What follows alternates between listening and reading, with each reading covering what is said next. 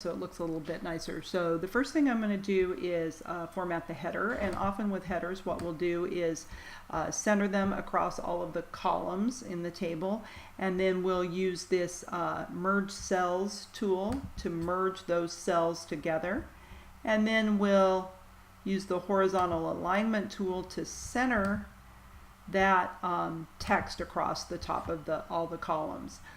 You can unmerge a column if you need to. So this one is merged, and I'm also going to make this font a little bit bigger. So just like in a Word document or something, maybe 14. A little bit bigger, bold. You can make it italics. Whatever you want to do to make that look a little nicer. Now I'm going to take the headers for my columns here, and I'm going to center, or I'm going to make those bold as well. And I'm going to center, I'm not going to center the name header, but I'm going to do center the remaining values. So if you don't see the tool you want, you can click on that More button and get it. So I'm going to center them.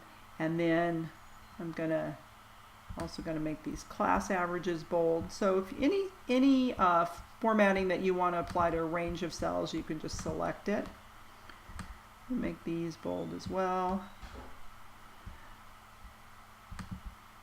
I'd probably like to center the numeric values, so I'm going to select this whole range of cells from B4 all the way down to E11, and I'm going to center those too, so that they look a little bit better.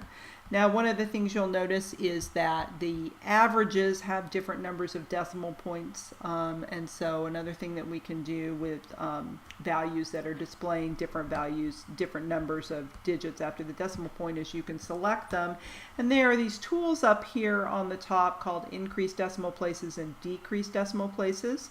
So you can click those. That gave us 0 decimal places, and then you can click the increase. We probably like 1 decimal place here. And probably with these as well, we would like 1 decimal place. So you can just play with those and adjust the decimal places. And then I'd also probably like to fill in some of these cells so that to highlight the header. So I'm going to use the fill color tool. And again, this is a lot like stuff that you could do in a spreadsheet. I mean in a word processor. So I could go ahead and fill this in with any color I want. So I can make it light blue. Make these like light blue. I'm not going to do that one just to illustrate something here.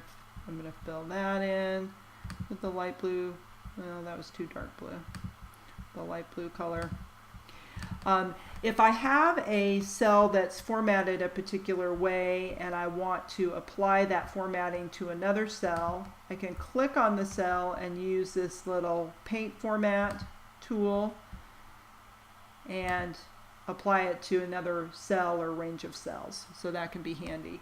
I might want to also shade my exam weights with the blue color as well. So I'm going to do that. And then I'll use the border tool, select these again. We have this borders here, and you can select different types of borders. You can put borders around every cell, borders around the whole, a border around the whole range of cells. We could put a border on the top and a border on the bottom if we'd like. So that's what I'm going to do.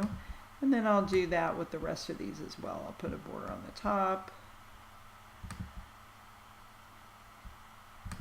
and on the bottom, and I'm going to do it with this range of cells too.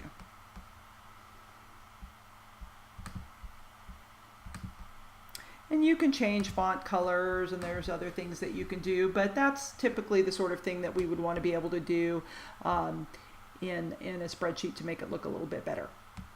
So you can format yours however you want. Bye.